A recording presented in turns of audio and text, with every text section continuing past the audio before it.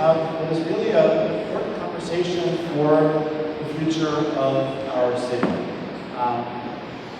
I've had the honor of serving as mayor for just a year, just over a year now, and I would say there is no issue among the innumerable things that people in this community care about, are passionate about, have opinions about. There is no issue about which I've gotten more differing feedback than the question of public safety.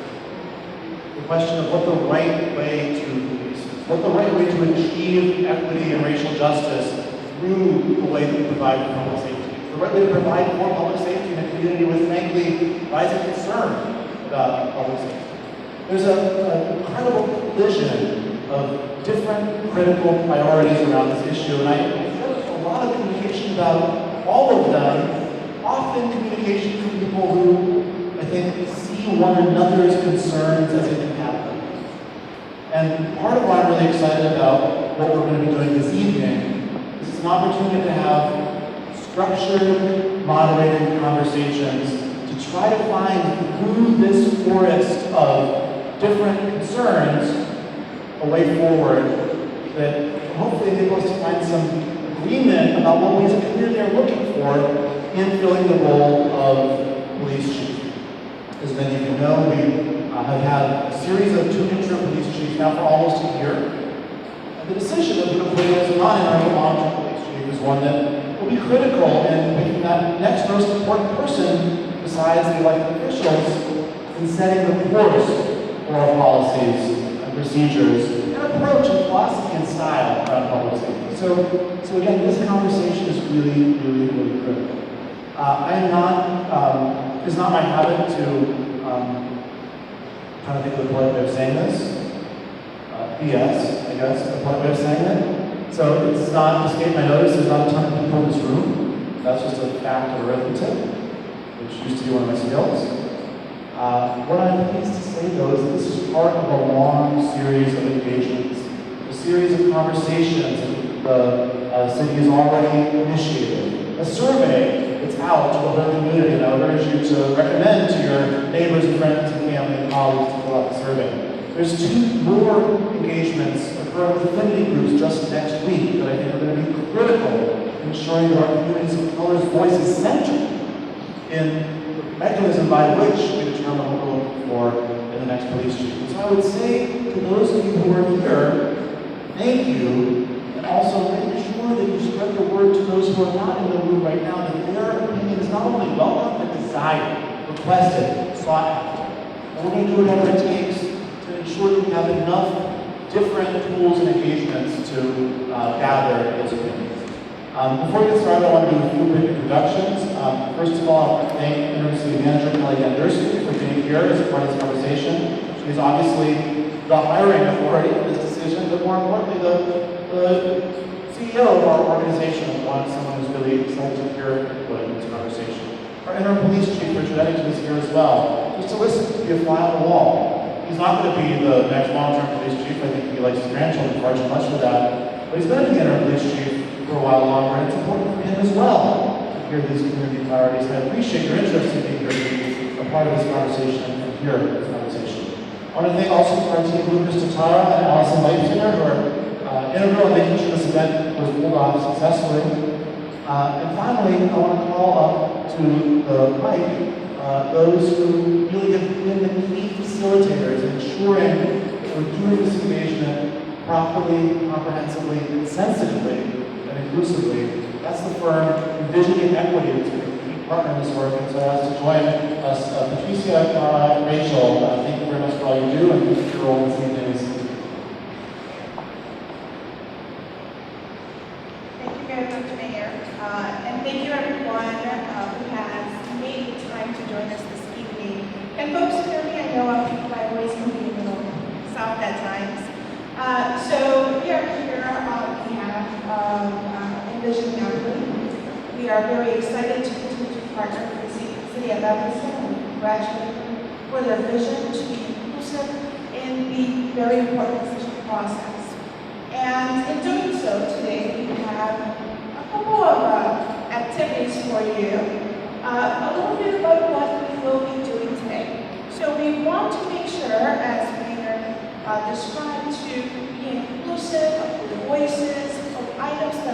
important to you as residents of the city. And in order to do so, we prompted some questions. So, in a little bit, we're going to go into kind of breakouts, tables, and I see that we're already kind of in that mode tonight. And we'll pose those questions for you to discuss at your tables and then to point out as groups. Before we do that, it is very important, as you can imagine, for us to also highlight that restrooms are, as we exit the space, you just simply follow the exit signs. Restrooms are towards the end of that hallway. There are bottles of water at the entrance. And should you need to, step away, that's okay. We do ask that you please put your cell phones on silent. While this is a large space, we want to encourage everyone to participate. We also want to be respectful of the echo, to say the least. And so with that, as we mentioned, we have co-facilitators today. With me is Rachel Heath as well, who will be facilitating our conversation this evening. And so, I think in one of the slides we have some questions, and those questions are also on your tables. What we're going to do now is we are going to ask those of you that are participating this evening as citizens and residents of the City of Evanston to go ahead and take those questions and maybe join another table if you're the only one at one table. Perhaps you'd like to meet your neighbor or stay at that table if you like, of course. And we're going to invite you to walk through those questions. You can walk through them in chronological order if you like, or if there are some questions that you feel strongly connect to your concerns, you can start with that particular question. As you can imagine, questions are all interconnected. Before you get started, I also want to highlight that at your table, you will need to identify a person who's going to report out. Okay? So you need at least one person who's going to take a note of those questions and what the table collectively is speaking and noting as important to them.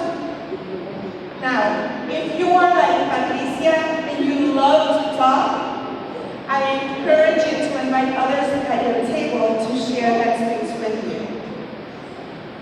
If you are a bit more shy and tend to wait on others to lead a conversation, I invite you to stretch a little bit tonight and encourage you to make sure that your thoughts and things that are important to you are included in the yellow sheets of paper.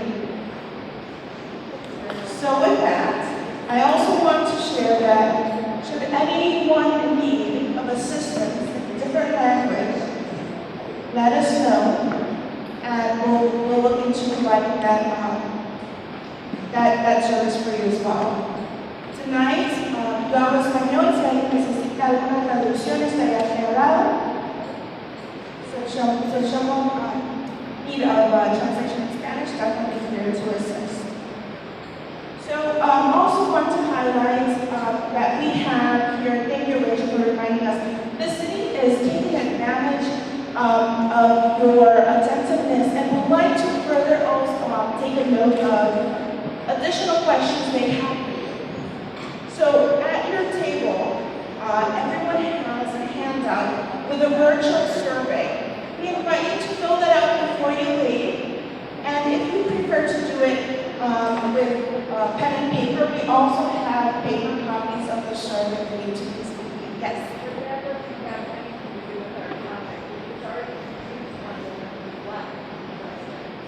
Thank you very much. So the question is, the survey that's on the table does not have anything to do with the topic conversation today. That is correct.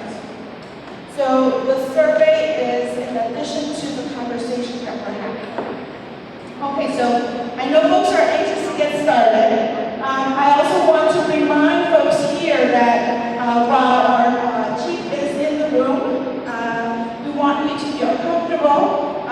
we're simply, as a city and team, taking notes.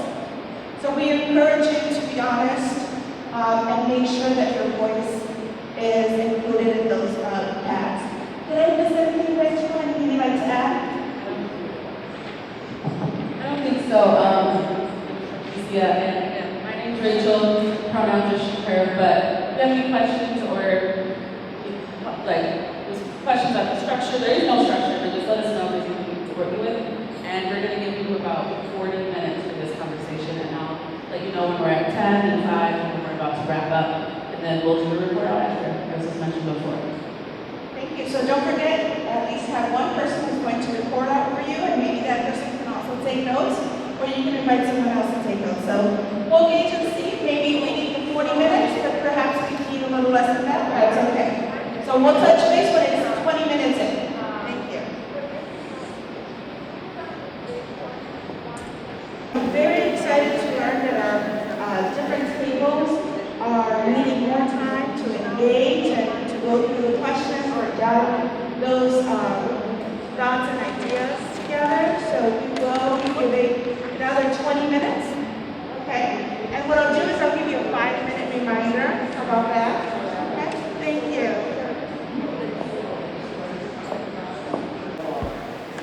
I'd like to briefly invite All right, everyone, we're going to bring you back. Thank you for taking that time to track together everyone that's come back to the main group. So is this group ready to give a report out?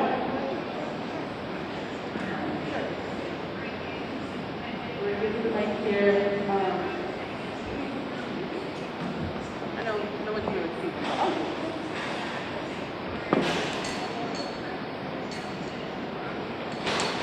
So you can see it better.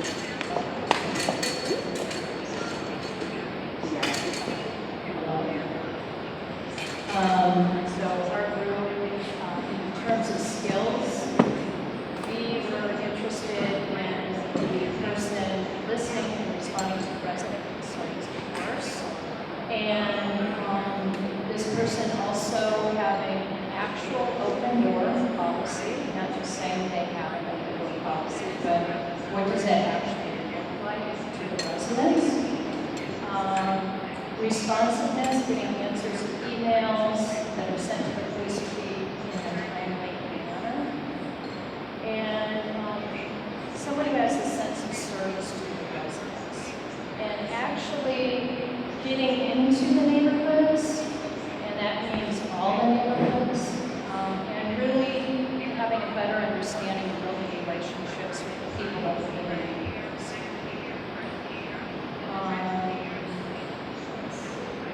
Willingness to partner with churches and schools. Again, that is actually making us really important community connections and building those relationships, getting to know young people, getting to know older people. And some problematic things would be somewhat the polar opposite of what we just spoke about. Inaccessible, top-down authority, lack of understanding of reason, lack of trust between community and EPD, and lack of commitment to engagement and awareness. So that's all.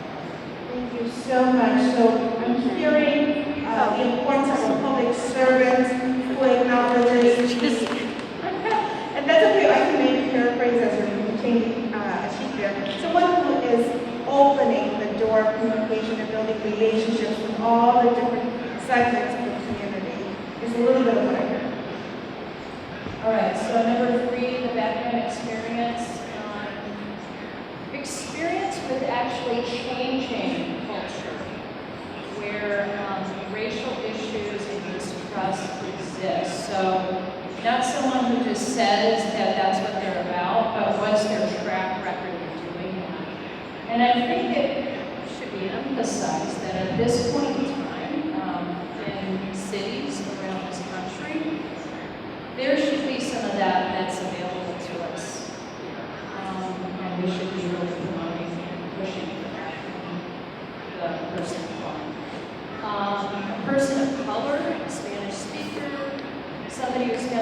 demonstrated the ability to bring diversity to the table, training and how to change culture of the police department, including demilitarizing training our police officers. Number 4, values and philosophies, centering public safety, in which policing is only a part, not the whole. Knowledge and acknowledgement of the harms and over policing and over surveillance. Honesty and willing to admit mistakes. So, not trying to cover something up, but you build trust by owning what happened and letting people know how you can fix it and change it. Number 5, an understanding about enlistment. So, yes, we are a diverse community. We have a wide range of socioeconomic assets. Housing and getting basic needs met is not to be assumed. Large population is lifelong residents and also multi-generational. And although we're diverse, we are also separate. We have gated, and this drives some divisive attitudes. Again, importance of church and school communities as a way to engage our community. Number 6, successful police chief. Residents, especially those at greatest risk, should be centered. And that would also mean that there's probably not white people centering their concerns as priority. And some of the other things we would look for in success is that crime is down, property crime is down, police chief is widely known and recognized and respected by the residents, especially Black and brown residents. And a reduction in police turnover. Actually, one more. Oh, is there one more? I can draw a t-shirt. Okay. Number 7, the biggest challenge, bringing community together. As we were talking, decentering right opinions about policing and changing the culture of police officers and supervisors.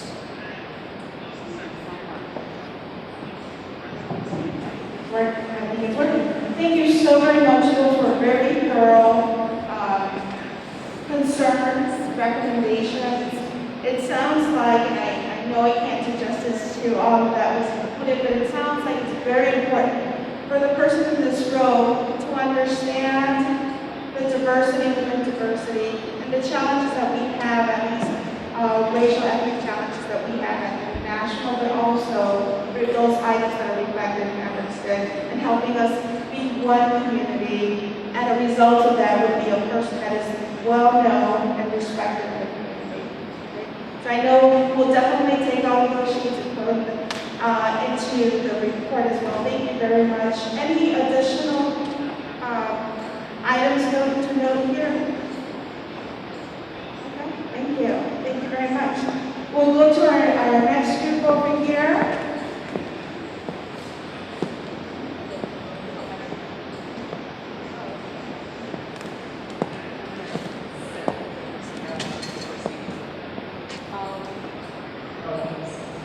So we said we must have a medical for a person with head, heart, and soul. Somebody who's interested in community relations, transparency, fairness, diversity training, crime and legal. Some of the problematic characteristics would be low EQ or low emotional intelligence, inability to read the room, be it whether you're dealing with staff, you're dealing with an anti-stakeholder, or you're dealing with whomever community. A history of human rights violations, violations, no sense of humor. In these hot situations, humor is required. Most first responders have it, and yet, when you're dealing with constant rapid-fire trauma, it's hard to keep springing back. You know, these people are going to have burnout in these situations. So to recognize that, do you want to do it? Do you want to be left holding the bag, dealing with a 5150? In other words, somebody who is suicidal or whatever. Somebody who's rarely visible, and somebody with mental background or experience would be, we put at the top, spiritual, psychological, emotional training, plugged in below the level of conscious verbal awareness that you have to have the ability to feel people and read the room and know what's happening. Somebody had suggested somebody with a law degree, education and community and leadership skills, the ability to create and execute a strategic plan for the community and officers.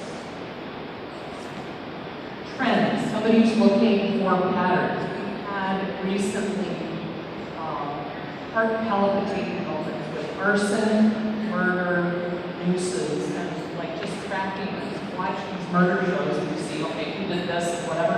I want to know where, like, who are the repeat, frequent flyers, and looking at their history of trauma. What is missing in their life? And to separate them from those situations. Families don't need to stay together in the middle of those situations. It's a lack of money, not enough love, too many people in the house. What is the problem? Values, philosophies of police chief, for public safety, equal treatment in the area of cultural diversity, people out, more public events, bicycling, walking. I was doing some research today, and it was saying that, you know, you're not going to do a drug deal. I mean, I've seen it done, like in the middle of the parking lot over at Food, but you're not going to do it while sitting there watching. Like, probably not with 8 million people around, unless you know how to do it. Community gardens, maybe even across the table event, have a Last Supper table with a lot of, sorry, I didn't mean it that way, but like a long table with a lot of food. And then we said, for understanding about Evanston, that there's the political, cultural caste system, and to face issues head on. Instead of just saying we're so great, and beating the drum. Politically, it is a mess. Culturally, I love living here. I love the diversity. I've lived in Houston almost 30 years, and I'm like, well, but politically, I don't trust most of what's out there. And a lot of people that I talk to, and people are giving up at council meetings. That's what I'm hearing. Successful, how do you measure that? History of working with a variety of first responding departments, and looking at the anti-stakeholder, the troublemakers. Are you able to flip them and turn them around? But I think it comes down to looking at what is their desire, what's missing in their life. Kind of like Lucifer. Like, what do you want? Why are you doing this? The lack of money, the lack of love, where's the business? Problems on the table, arson, murder, nooses, up 10, and it's not a joke. 30 officers approximately were short. People keep transferring out. And then somebody else said internal and external leadership problems. We basically fired the last chief. I mean, it's true. We got an NDA. He didn't say this to me, but I can read the proof lines. Our current chief wants to retire. And it's disturbing. And we have a really good police force. People here like the police, but there's issues. So that's what it is. Thank you so very, very much. I'm hearing a lot around those essential skills and leadership capacity to read, to mind, to be a service again, to have those kind of read the room is a little bit of what I heard as well. And it sounds very parallel to what the other group also mentioned in terms of service and leading in a way that it engages the community to reframe how service is led, right? To de-escalate if possible, to be part of the community is what I heard, I think from both. And also taking note of that diversity, that understanding and promoting racial equity and services, and understanding where crime is and how we got to that crime, right? And so instead of maybe what I heard a little bit over there, instead of walking forward with maybe incarceration and things of that sort. Thank you very much. It looks like both groups really engaged with every single question. So as you remember, we invited you to walk through all questions, but also maybe to focus on one of those questions if needed. Thank you to those of you that opted to provide your feedback in writing as well. We'll ensure that that is included in our debrief. And what I also want to share with you is that next week on the 24th, speaking of the diversity and engaging equitably with the community, we will have 2 sessions for you to kindly share with your neighbors. And if you give me a second, I'll share with you where those will be. So one of the sessions on the 24th will be at St. Nicholas, and that will be in Spanish. The other session will be in English, in support and in collaboration with our African American community at the First Church of God.